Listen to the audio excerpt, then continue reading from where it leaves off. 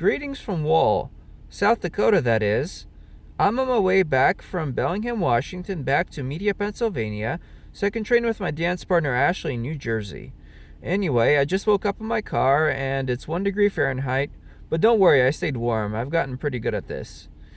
Anyway, I'm going to check out the Badlands before continuing my journey, and I have a brand new video for you. I hope you like it.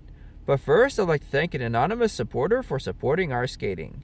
And if you'd like to support our skating, click on the link in the comments below.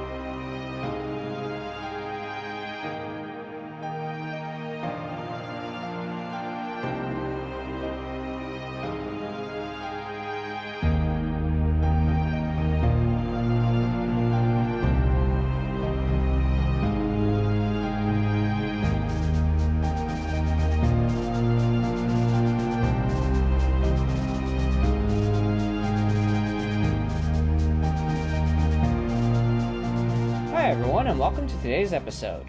I'm going to get into the backward wicked edge in a figure 8 pattern, and then afterwards, if you're curious to know about that intro, stick around and I'm going to tell you the story. Okay, so this is the backward edge that we're entering this wicked edge, and then making a change to an inside edge and holding it. In effect, what's happening here is we're making an S on the ice. So outside, changing on, then we do the inside edge. So first half along the axis is a big S, and then afterwards the second half is also going to be a big S. So when you combine the two, you're making a figure 8. Let's watch. Again, you're going to stroke back, bring it back, and then you're going to rotate your body so that your back is to the circle you're on. You're going to hold this edge till you make it back to the line, and then I exit here. Now you can keep repeating this indefinitely, or you can just do it one pattern and then exit. Either way is fine. Now from this angle, it's the same exercise, but I've shifted the axis so that you can see it. The axis is now running parallel to us instead of straight in front of us. So as we watch this, what I want to point out is you don't necessarily have to stretch the leg back. You could actually hold it in, or you could actually stretch it in front. Like you can push in front instead of behind, but pushing back is a lot easier than stretching it in front.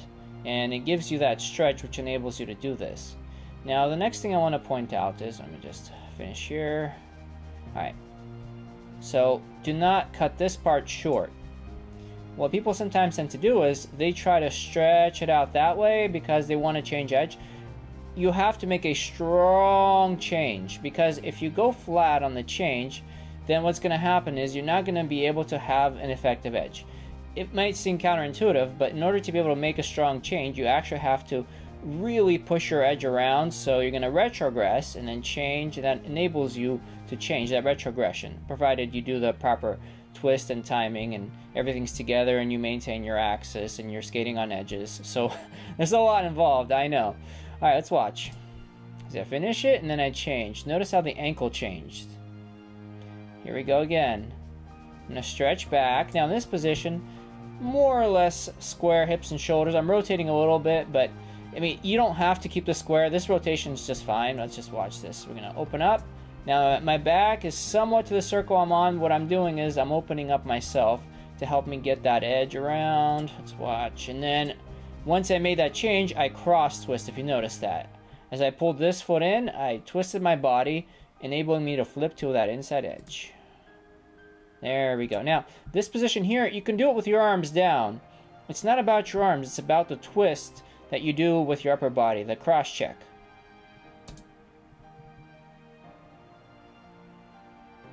Alright, and then I exit again. So as for this exercise, it just takes time and practice to get it good. But it's one of those things, this is really going to be helpful for you to be able to do strong edges. Just keep in mind that this is an advanced exercise. It takes time to be able to do it. And if you don't have particularly strong backward edges, if you can't do a strong outside edge or a strong inside edge, then just leave this exercise for the future till you get stronger, because you don't want to do any exercises that are too difficult or too challenging, because if you do, then you're not really getting the work that you want done. So exercises should be challenging yet doable. Alright everyone, I hope you enjoyed the video and you found it useful, and now I'm going to tell you the story of why there was ice inside my car.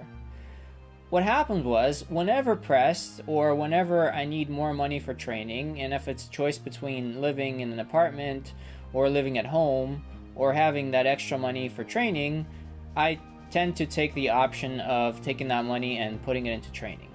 I've never been forced to live in my car in the sense that I had no other option. I've always had other options. Like the first time Ashley and I were partners, I could have just stayed at home and said, okay, I really don't want to do this. I could have saved up more money, but the fact is we had 2 weeks to get together to pass our free dance. We needed to take a bunch of lessons to pass in order to qualify for nationals. And if I had done anything differently, we would not have gone to nationals that year. So there was that. So it was a good choice. I know I slept through in my car through the winter, which was cold, but I learned a lot of survival skills. And then after that, when Nikki and I found each other, then I had saved up a good $4.5, $5 to go out there and start living and training in Bellingham. But the thing about it was, I could have stayed longer at home, saved up and made more money before coming out there to be extra safe.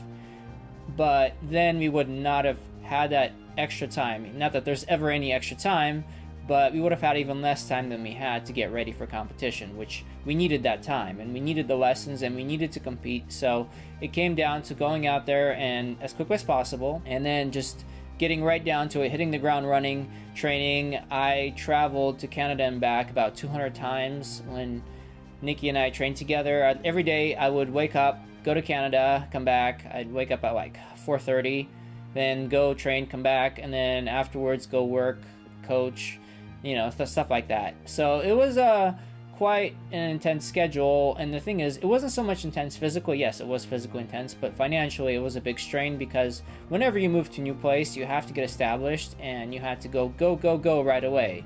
You have to pay for lessons, you need to get costumes, you need to start training, you need to pay for ice, you need to pay for competitions, for travel. So all that hits you pretty quickly. So in order to save money, rather than getting a place, what I did was I simply lived in my car for the first 4 months while I got established. After a while, I was making enough to where I was able to pay all my bills and still had enough to be able to rent a room somewhere, but I wanted that as backup, because somewhat early on, I mean not really early on, but maybe like halfway through our season, Nikki and I realized that we weren't going to last more than that season, and we both talked about it, so everyone was on the same page. But I started saving up money to come back here so that I had money, and of course money to keep paying the bills, and I didn't want to necessarily start by getting myself a room and spend all that money and then be able to just have less money when I come back to start training again. But my parents, they got me a apartment, which was really nice of them, a very nice apartment. So the last 4 months when I was in Bellingham, I lived in an apartment. So what I'm trying to say is, I believe in investing in education first, skating being my education, and comfort second. I know that if I had done things differently, then Ashley and I would not have gone to nationals that year. And the same way with Nikki, if I hadn't spent the money for my half of the training, for travel, if I had been like, well, let's take a bit longer time to get ready, then we would not have taken 10th at US Nationals this past season, which was the highlight of my career. So I'm really happy about all that. Which brings me back to my travel back across the US. I figured I could save the money and just sleep in my car.